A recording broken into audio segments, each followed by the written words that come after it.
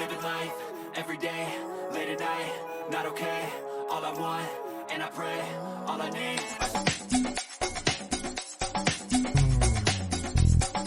Showbiz Kachika TV. Hello mga kachika!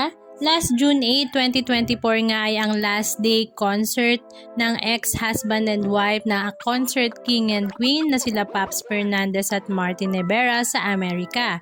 At ito nga ay ginanap sa Cash Creek Casino sa Brooks, California.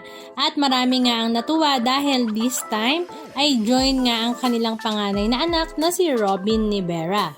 At dahil join din nga si Robin sa concert na ito ay hindi rin naman siya nagpahuli sa pagkanta dahil talaga namang nakuha rin nga niya ang galing ng kanyang mommy at daddy. Samantala, ang bunsong anak naman ni Martin at ni Paps na si Ram Rivera ay full support naman sa kanyang buong pamilya habang kumakanta at ito nga ay nasa backstage. Marami nga sa ating mga kababayang Pilipino ay talaga namang tuwang-tuwa nga sa Concert King and Concert Queen dahil wala pa rin ngang kupas ang kanilang galing sa pagkanta.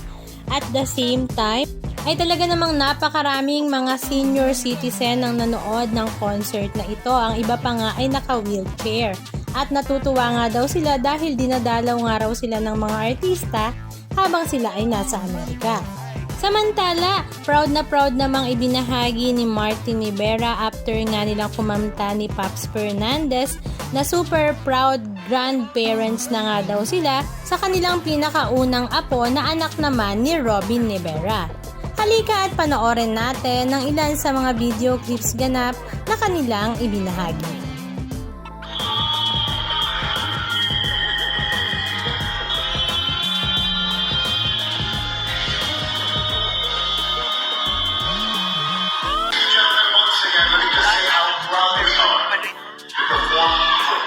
Just like you.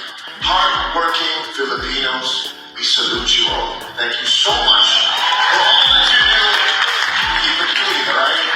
Keep it clean. Keep it right. And when you're done, come to Cash Creek and leave your money with us. Ladies and gentlemen, there's only one. You don't need to look for anyone else if you're looking for the concert queen.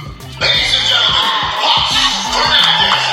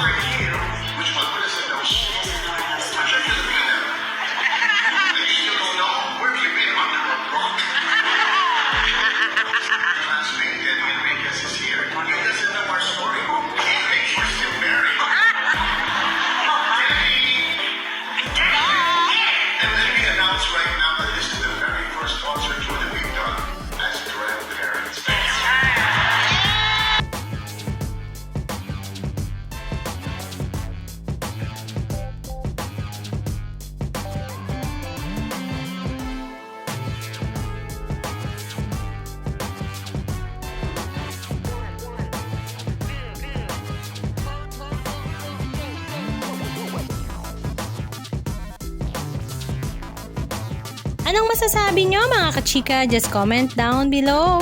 And please don't forget to subscribe. Thank you!